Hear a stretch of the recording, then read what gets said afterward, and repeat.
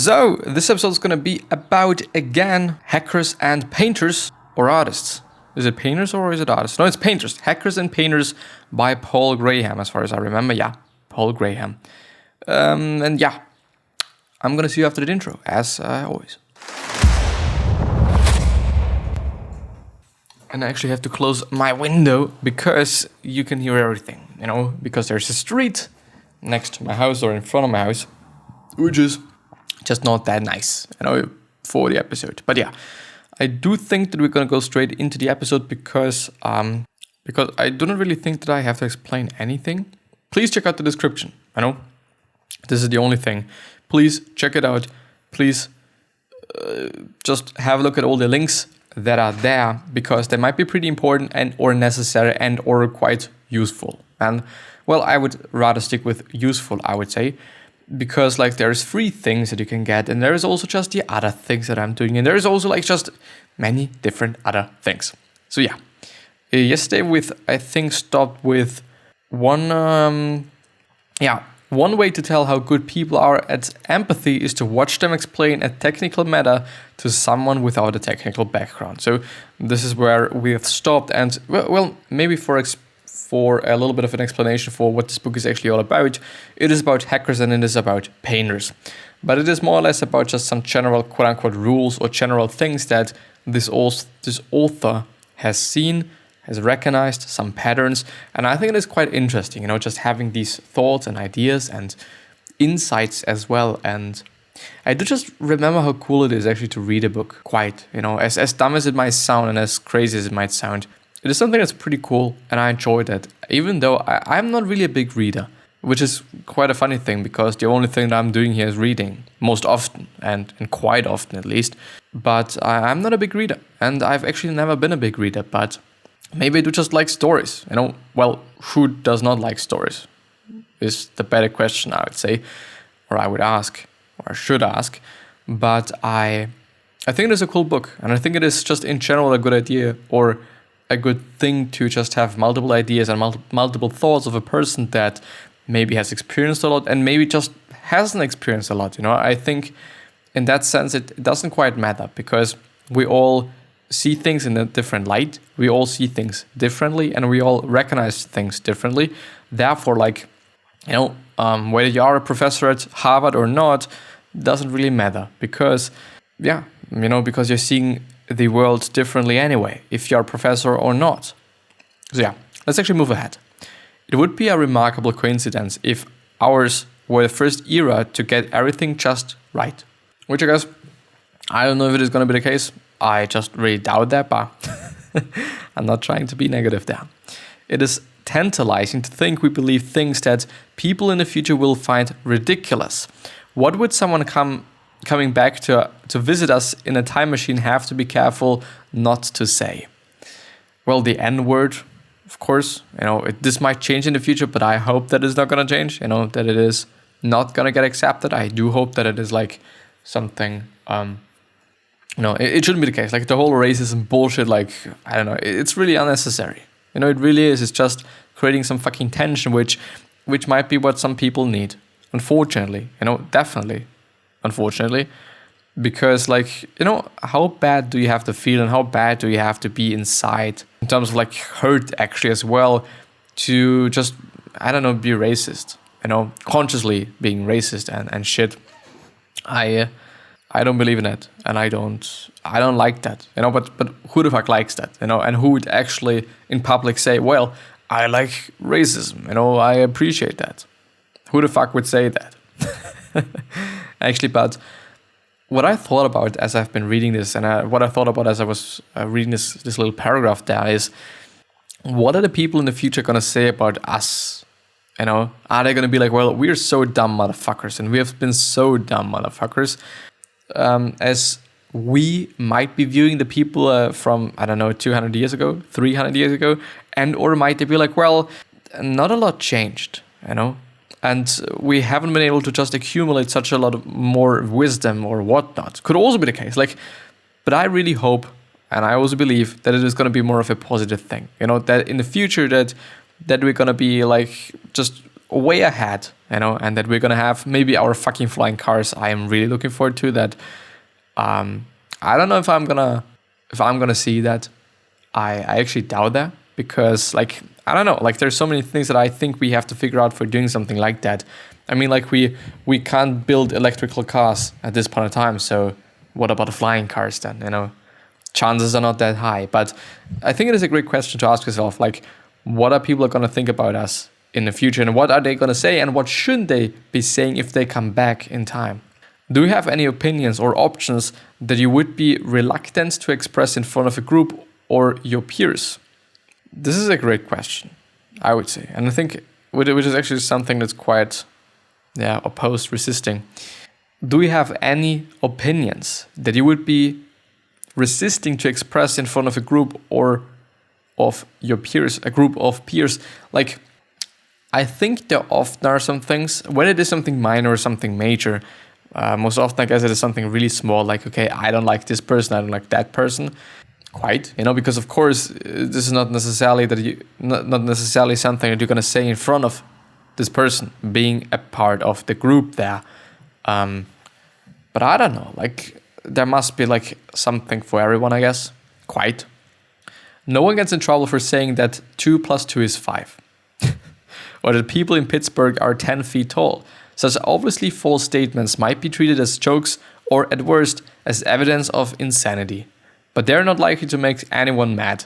The statements that make people mad are the ones they worry might be believed. It suspects the statements that make people maddest are those they worry might be true. Quite. And I do think this is also something that you can see. Like, if you're being like to another person, I might be a little bit like kindergarten shit here, but you love this person, you just want to bang this person and that shit. And if this person is then going to be like, well, fuck you, I hate you so much, then I mean, yeah, I know it is a sign. It is a sign that, that maybe, I guess. But it could also be kind of the opposite then. Like really the opposite then. Quite. But I think these responses, being mad, being angry, and how you're reacting to certain statements is definitely saying a lot. Like really a lot. Or it can say a lot. It does not necessarily have to be saying a lot. But I assume, I guess, I think. But I don't know. Like, have I kind of have seen this relatively recently. With like, no, I'm not gonna, no. It is likely that visitors from the future would agree with at least some of the statements that get people in trouble today. To find them, keep track of opinions that get people in trouble and start asking, could this be true? And this is an amazing question. I think that it is an amazing question because it could show what we're getting wrong, first of all. Second of all, maybe that we should be thinking about things in a different light, in terms of like in this light. Because I think if you think about this if you think about things in like a light that is like, well, a lot of likes here. Is this something on one hand that I could also be agreeing with? Is this something that some people in the future might be agreeing with? And I think it is totally not about racism shit, because of course this is something that we all say, no, it's bullshit, at least the majority says, and fortunately it's bullshit. And I do not really think that the people in the future are then going to be like, well, racism is super good. I really doubt that. But on the other hand, if it is about like, okay, we're never going to be able, or some people being like, we're never going to be able to just build this and that, I don't know. We're never going to be able to just get to Mars. I don't know what the future people are going to say about this, because there might be some evidence, or just, well, maybe we have been able to do this in the future. Quite. And therefore they're saying like, well, this is bullshit, man. We've already done it in the future.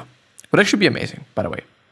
In terms of like saying it, not necessarily the act, but just saying it like, okay, we've already done this, Well, yeah.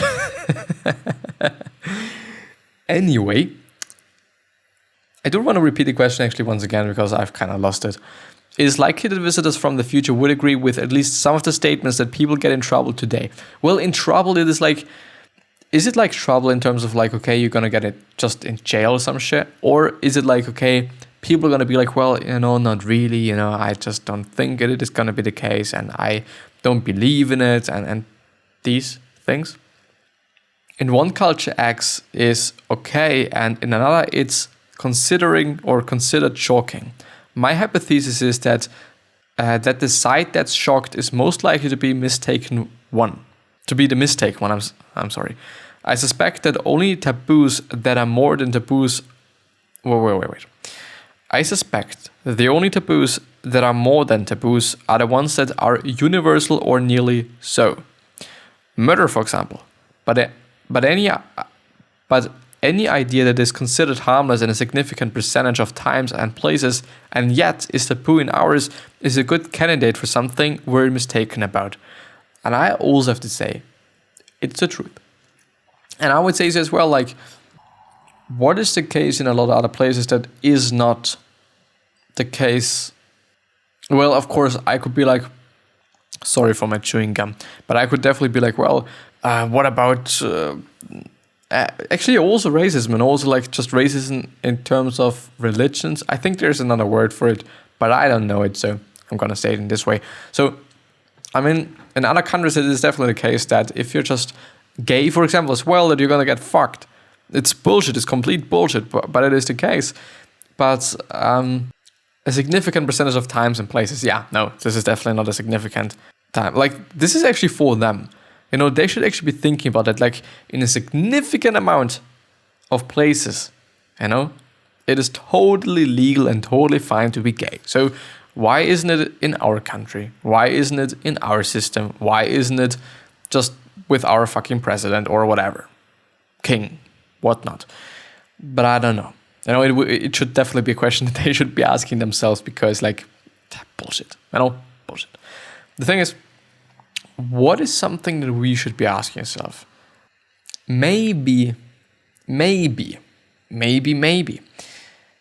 In terms of nutrition, I think actually in terms of nutrition, it is definitely something that we can ask ourselves. For example, should we drink milk? A high percentage of the world's population are not drinking milk. If it is because they do not want to, or if it is because of they are like lactose or lactose intolerant, doesn't quite matter. Then they're just not consuming it, and it's a really significant percentage of the whole world. I would say all the Eastern countries, isn't it the case? So should we really be drinking milk? Should we really be consuming this? I don't know, but I don't think so. On one hand, on the other hand, there is, like, I have been looking at some studies because I was interested in it, and it is actually just right in the middle. Like, people don't know.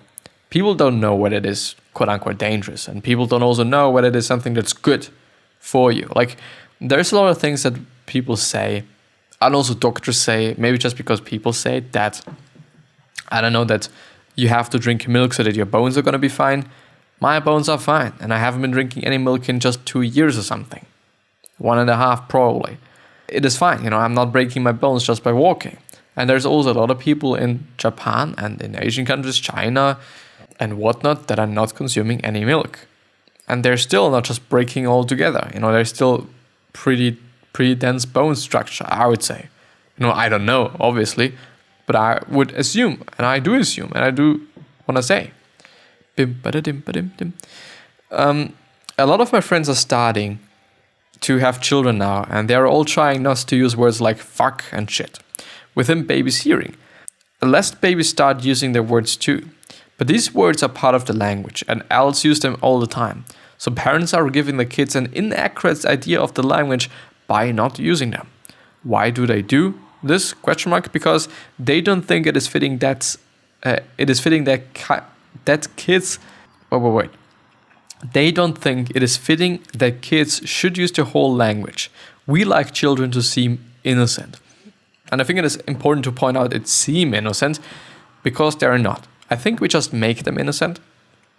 But in reality, and I just also think back to just Stone Age shit time, have children been innocent back then? Because I wouldn't say so.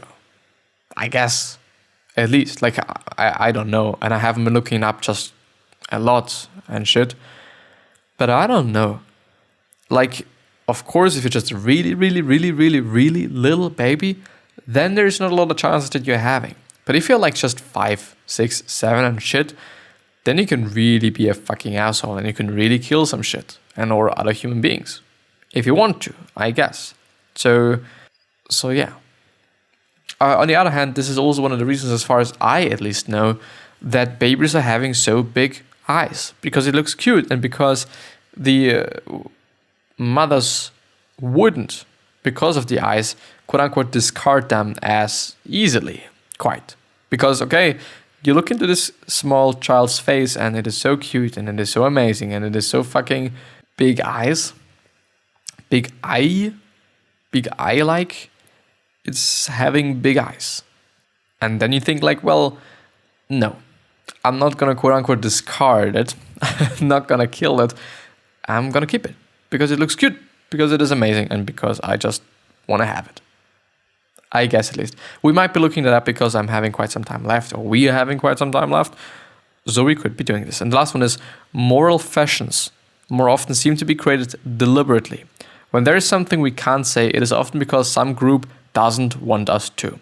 The prohibition will be strongest when the group is nervous. Like, yeah, definitely. We are not saying a lot of things because some people do not want to hear it. Maybe in school, like, I don't know. I'm not supposed to say like fuck and such things in school. I do sometimes, but even though on one hand I do have to say, like, in Austria, it is definitely the case that they're not, that swearing is not that big of a deal. Like, it is totally fine. If you're swearing, nobody actually gives a fuck. I don't know if you're just trying to do business with somebody, if they're gonna be like, well, I do not want to work with you because you're swearing. I wouldn't actually necessarily say so. Quite. You know? I don't know if there's a reason to think that way, or just, I mean, of course, people are always gonna find a reason for just dumb shit and stuff. But I don't know. But let's see, big eyes, children.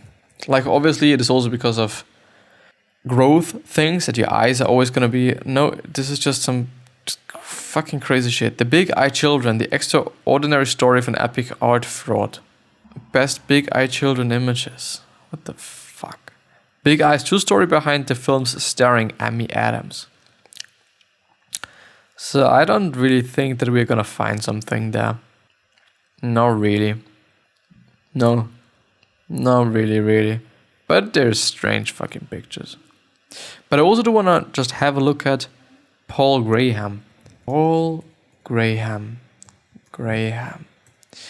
Because maybe this is actually interesting. Maybe there's something. PaulGraham.com. Essays. It's pretty cool. Well, this site is fine, but yeah, it's fine. If you're not sure which to try Life is Short, Do Things That Don't Scale, or The Refragmentation. Life is short. Life is short, as everyone knows. When I was a kid, I used to wonder about this. Is life actually short, or are we really complaining about its finiteness? Whatever. Would we be just as likely to feel life was short if we lived 10 times as long? Since there didn't seem any way to answer this question, I stopped wondering about it. Then I had kids. That gave me a way to answer the question, and the answer is that life actually is short. Having kids showed me how to convert a continuous quantity time into discrete quantities.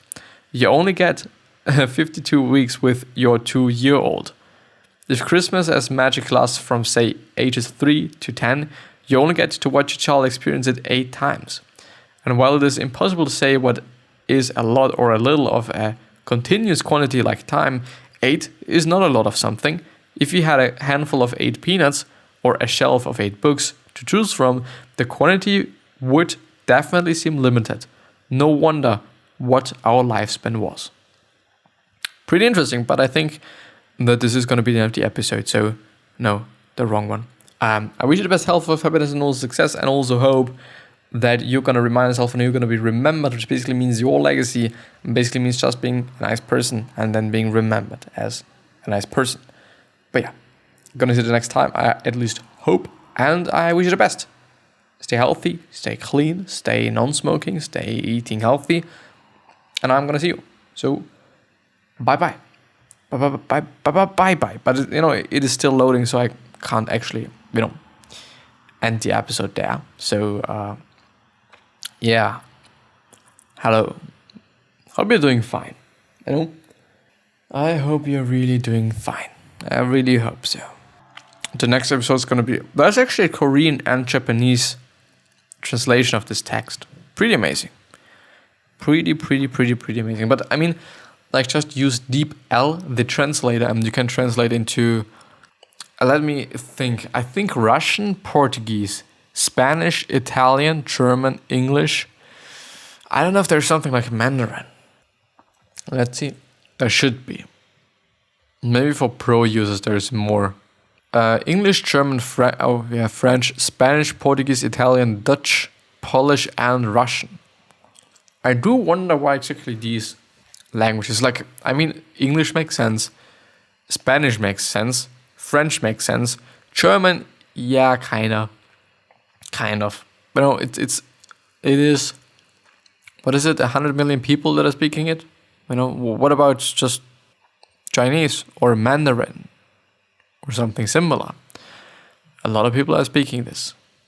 Netherlands, Brazil, Portuguese. Is there actually two different Portuguese, like Portugal Portuguese, and there's also like Brazil Portuguese? Could be. Publisher, terms and conditions.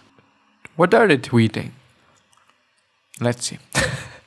Just looking up some weird shit. DeepL develops AI products to expand human possibility and bring cultures closer together. Integrate DeepL into Windows and Mac. Yeah, you can download it as well. Oops, we did it again. We have reamped our neural network architecture and taken our translation quality to another level. And then we're having a comparison to other, as far as I know, to other,